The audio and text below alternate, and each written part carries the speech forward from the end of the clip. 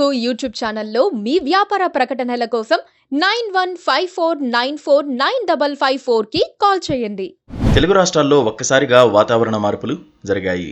ఎండాకాలం ప్రారంభం కావడంతోనే భానుడు తన ప్రతాపాన్ని చూపిస్తున్నాడు. మండుతున్న ఎండలో ప్రజలు తీవ్ర ఇబ్బందులు ఎదుర్కొంటున్నారు. తీవ్రమైన ఉక్కపోత, వడగాడ్పులతో ఉక్కిరిబిక్కిరి అవుతున్నారు.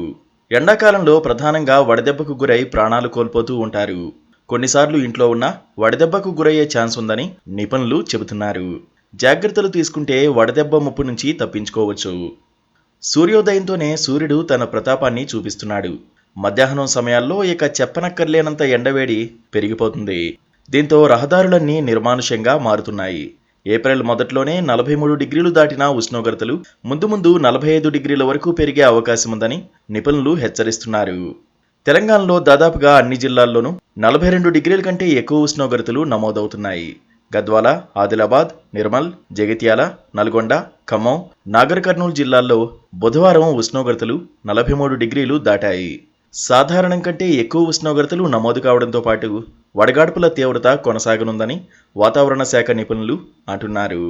వడగాడ్పుల కారణంగా ఇంట్లో ఉన్న కొన్నిసార్లు వడదెబ్బ ముప్పు తప్పదని వైద్య నిపుణులు హెచ్చరిస్తున్నారు. ఇంట్లో ఉన్నా సరే తగిన జాగ్రత్తలు తీసుకోవాలి. ముఖ్యంగా వృద్ధులు, చిన్నపిల్లల విషయంలో మరింత జాగ్రత్తగా ఉండాలి. ప్రతి కాలాన్ని, అప్పుడు వచ్చే మార్పులను ఆస్వాదించడం నేర్చుకోవాలి. ఇంట్లో ఉన్నప్పుడు ఏసీ లేదా ఫ్యాన్లు, కూలర్ల కింద ఉండాలి. వడగాడ్పులు ఇంట్లోకి చేరకుండా తలుపులకు కర్టన్లు వేసి ఉంచాలి. వదులుగా ఉండే కాటన్ దుస్తులు మాత్రమే ధరించాలి. ఇవి చెమటను పీల్చి శరీరం చల్లబడేటట్లు చేస్తాయి. ఉదయం 10 తర్వాత మధ్యాహ్నం 3 లోపు ఎండలో తిరగకపోవడమే మంచిది. ఒకవేళ అత్యవసర పనిపై బయటికెళ్తే గొడుగు తప్పనిసరిగా ఉపయోగించాలి. ఇంట్లో ఉన్న తరచూ కుండలోని చల్లటి నీరు, బార్లీ రాగిజావులు, ఉప్పు కలిపిన నిమ్మరసం లేదా మజ్జిగ, కొబ్బరి నీళ్లు వంటి ద్రవాహారాలు ఎక్కువగా తీసుకుంటే ఎలక్ట్రోలైట్స్ పుష్కలంగా లభించి వడదెబ్బ బారిన పడకుండా కాపాడతాయి. రోజుకు దాదాపు 4 లీటర్ల నీరు తాగాలి. ఎండలో పనిచేసేవారు మరో లీటర్ అదనంగా తీసుకోవడం మంచిది. వేసవిలో జలాశయాల్లో నీరు అడుగంటడం వల్ల కలుషిత నీళ్ల ముప్పు ఎక్కువగా ఉంటుంది. ఎక్కడ పడితే అక్కడ నీళ్లు తాగకుండా ఇంటి నుంచి నీళ్ల బాటిల్ తీసుకెళ్లడం ఉత్తమమైన పని. తాజాగా వండిన ఆహారం తీసుకోవడంతో పాటు బయట తినడం మానుకోవాలి.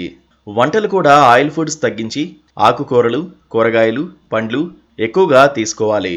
బయట జ్యూస్ తాగేవారు ఐసు వాడకపోవడమే మంచిది. అది ఏ కలుషితమైన నీటితో తయారైందో తెలియదు. మధుమేహం, అధిక రక్తపోటు ఉన్న రోగులు మరింత అప్రమత్తంగా ఉండాలి. ఇప్పటికే డీహైడ్రేషన్ వల్ల బీపీ తగ్గుంటుంది. ఈ సమయంలో బీపీ మందులు వేసుకుంటే మరింత ప్రమాదకరంగా మారుతుంది.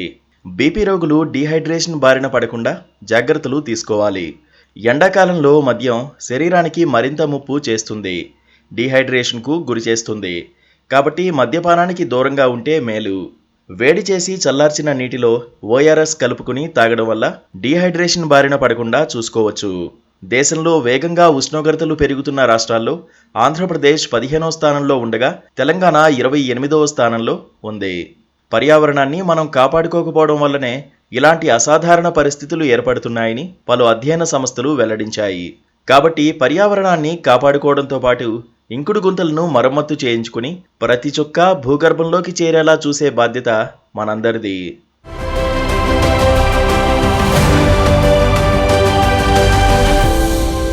Please do subscribe to Please do subscribe to Please do subscribe to Please do subscribe to Please do subscribe to Please do subscribe to KTV Telugu. KTV Telugu. KTV Telugu. KTV Telugu. KTV Telugu. KTV Telugu. Please do subscribe to KTV Telugu.